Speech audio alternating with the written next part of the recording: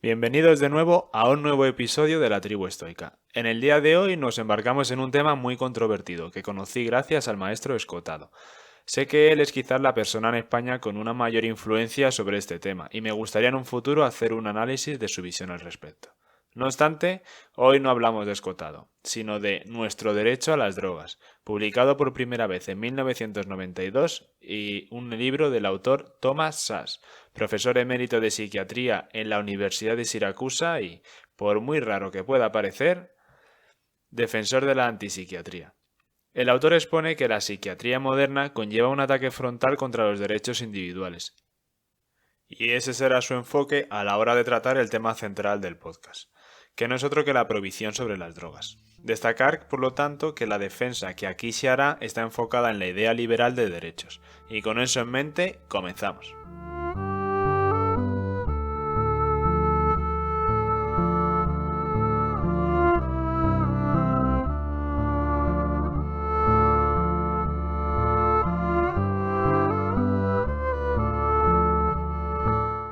Empiezo como acabé la introducción, hablando de los derechos del individuo tal y como lo ven los liberales, y en el caso que nos ocupa, Szasz.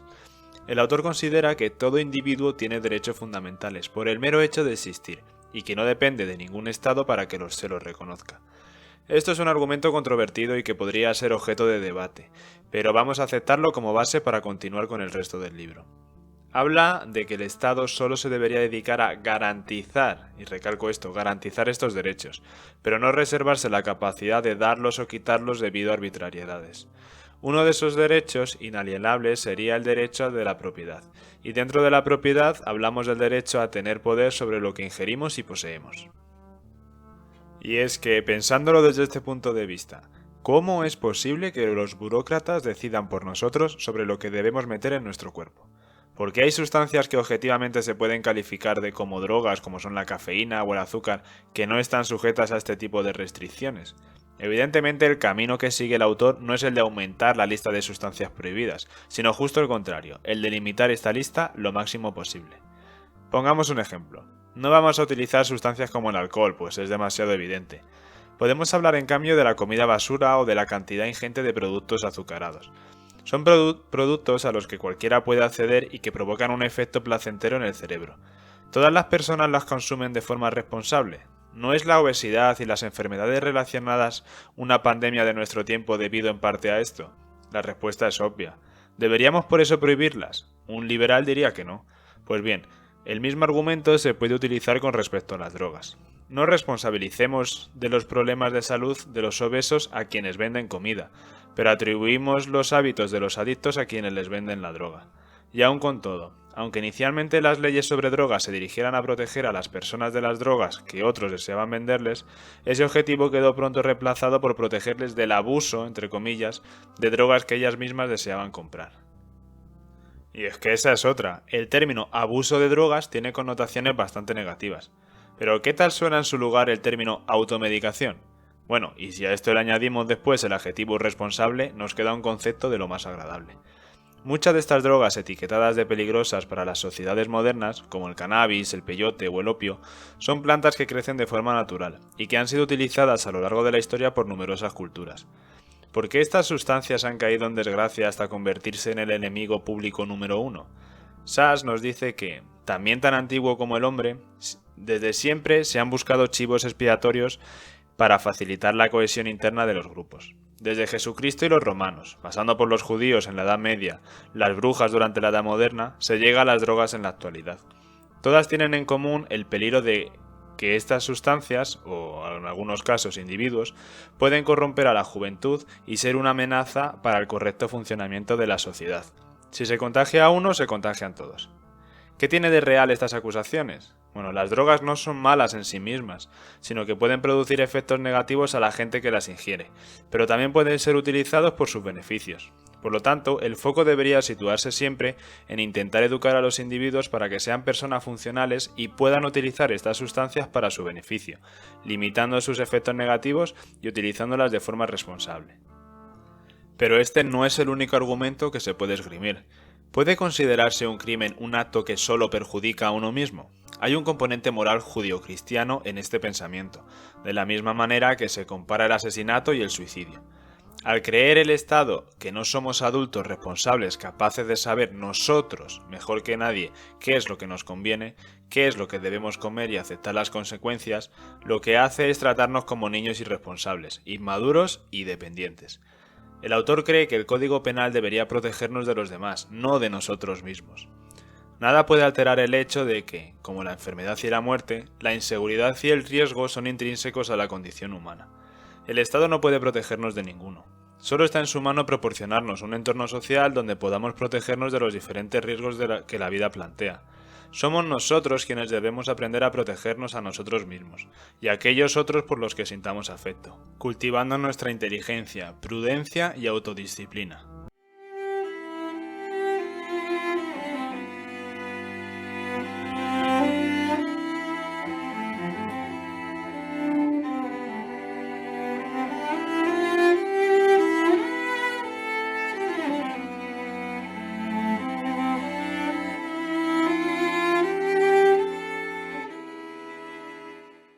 Pero nosotros, como ciudadanos, también somos parte del problema, por permitir que el Estado se crea con el derecho de decidir sobre nosotros. Nos centramos en derechos, entre comillas, democráticos cada vez más inútiles. Cada vez más a menudo solo podemos elegir entre el mismo perro pero con diferente correa. Mientras que renunciamos a nuestros derechos personales, como el derecho a la propiedad, y a poder ingerir lo que nos venga en gana. Votar es un acto importante, emblemático de nuestro papel como ciudadanos. Pero comer y beber son actos mucho más importantes. Si se nos diera a escoger entre libertad para elegir qué ingerimos y a qué político votamos, pocos, si alguno hubiere, escogería esto último. Y es que al final es el núcleo de la cuestión.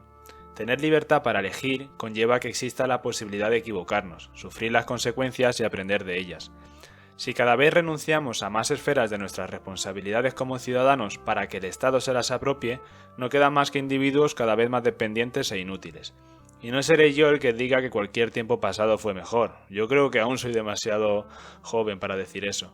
Pero el mismo autor destaca que a diferencia del presente, en épocas anteriores todavía mucha gente percibía la diferencia entre templanza y prohibición. Esto es, entre controles interiores y controles exteriores, entre autodisciplina y coacción mediante leyes penales. Una persona no se siente virtuosa cuando realiza un acto particular cuya alternativa está prohibida por la ley, y es aquí donde entra la mente estoica. Debido a su naturaleza misma, el gobierno tiene un velado interés en ampliar su libertad de acción, lo cual implica necesariamente reducir la libertad de los individuos. La situación actual de post-pandemia es un ejemplo claro de esto, a lo que se refiere el autor. Todos los estados han utilizado la excusa de la seguridad nacional para violar sistemáticamente derechos que no creo que volvamos a recuperar. Yo me incluyo entre los culpables de permitir que esto pase, centrado en mi día a día y creyendo que todos estos movimientos políticos realmente no me afectarán en el futuro. Ojalá me equivoque y no sea demasiado tarde. El autor mantiene que tanto el abuso de drogas como la guerra contra las drogas son modos transitorios, pretextos para la creación de desviados que actúan como chivos expiatorios, cuyo objetivo final es el fortalecimiento del Estado. Lo relevante aquí es que el Estado pueda persuadir a los ciudadanos de que la amenaza es tan seria que justifica todos los medios de autodefensa. En nuestro caso, esto se traduce en que el peligro de las drogas justifica la destrucción de la autoridad paterna y la sustitución de la unidad familiar por el Estado. Y hablando de seguridad, se podría utilizar este mismo razonamiento para decir que, a pesar de las libertades que estamos perdiendo en esta guerra, entre comillas, contra las drogas, al menos está ayudando a limitar el nivel de enfermedades y sufrimiento de los ciudadanos, pero nada más lejos de la realidad. Aunque se ponga el foco en los individuos que hacen un mal uso de este derecho, la realidad es que la guerra contra las drogas tiene muchas consecuencias graves. Tal vez sus consecuencias más obvias sea un aumento explosivo de los crímenes contra personas y propiedades, y el correspondiente aumento de nuestra población carcelaria. La prohibición de las drogas proporciona poderosos incentivos económicos tanto al comercio con drogas prohibidas como a los crímenes contra personas y propiedades. Estoy de acuerdo con que el abuso de las drogas legalizadas por parte de ciertos individuos podría conllevar a consecuencias negativas a terceras personas, pero estoy seguro de que se podría encontrar la manera de internalizar estos costes. Las consecuencias prácticas y filosóficas de no intentarlo son demasiado importantes. Y con esto llegamos a otra de las bombas que lanza el autor que hoy analizamos. Sass defiende que tras la Ilustración y la Revolución Industrial, cuando la existencia cotidiana se hizo un poco más segura y la muerte llegaba un poco más tarde, los políticos entraron en el negocio del miedo. Su trabajo llegó a ser excitar y aliviar los miedos humanos relacionados con el aquí, la tierra, dejando los espirituales para los líderes religiosos. Para ello, se aliaron con los colectivos psiquiátricos y farmacológicos, e idearon dos disparates, de nuevo a juicio del autor, como son los siguientes. Uno es la convicción de que las tragedias de la existencia humana son enfermedades susceptibles de tratamiento y específicamente de tratamiento psiquiátrico. El otro es la convicción de que todo descubrimiento en química y en física debe tener aplicaciones terapéuticas, aunque muchas de esas curas no sean sino complejos timos. Existen algunas razones para nuestra hipocondría colectiva. Gracias a los progresos de la medicina y la sanidad pública, estamos ahora más sanos que nunca. Por ello, como es más temible la pobreza después de conseguir algún dinero que cuando uno no tenía nada, ahora que estamos sanos y vivimos una larga vida, tememos más a la enfermedad que cuando la vida estaba acosada por ella, y la muerte llegaba a una edad temprana. Sin embargo, los problemas de la vida moderna son los mismos que han existido siempre.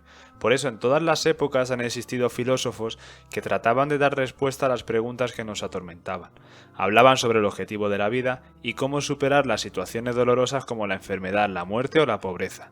Por ejemplo, Séneca y los estoicos, inspiradores iniciales de este podcast, pueden dar buena cuenta de ello. Ya hablé de Séneca en uno de los primeros episodios y tengo intención de hacerlo de nuevo. Y hablando de Séneca, él decidió cómo y cuándo morir, y eso tiene bastante importancia en el tema de legalización de las drogas. El autor cree que una de las principales razones para rechazar un libre mercado de drogas es que temen que nos podamos matar sin trabas, algo que realmente puede ocurrir con un libre mercado de drogas. Y en cambio esperan que una gran alianza entre la medicina y el Estado resuelva por nosotros la tarea existencial de vivir y morir. Sostiene que la opción de suicidarse es inherente a la condición humana, que el suicidio debe considerarse un derecho humano básico, y puede a veces hasta ser una tarea moral. Da mucho que pensar. Y dicho esto, llegamos ya al final del episodio, pero me gustaría abrir un melón que no voy a cerrar, espero que no se estropee, antes de despedirme. Y es que ya hemos visto que para Sass las drogas no son el enemigo público número uno. En su lugar, para el autor, ese lugar lo ocupa nada más y nada menos que la contaminación ambiental, en especial los desechos radiactivos producidos por la industria del armamento nuclear. En palabras del autor, el aire que respiramos, los líquidos que bebemos, la carne, las frutas y los vegetales que comemos están contaminados con productos químicos, muchos de los cuales no se pueden ver ni oler. Pero como he dicho, no es un tema en el que quiera profundizar en este episodio, lo dejaremos para más adelante. Y ahora sí que sí, llegamos al final. Muchas gracias por escucharlo y te agradecería que, si te ha aportado valor, me lo hicieras saber con un like, un comentario y que te suscribas al canal si no lo estás, para ayudar a que crezca la comunidad. Te recuerdo también que lo que aquí presento es una interpretación del libro, pero si de verdad te ha interesado el tema, deberías leerlo por ti mismo y sacar tus propias conclusiones. Sin más entretenimiento te dejo, y un saludo y nos escuchamos en otro episodio. Hasta pronto, tribu.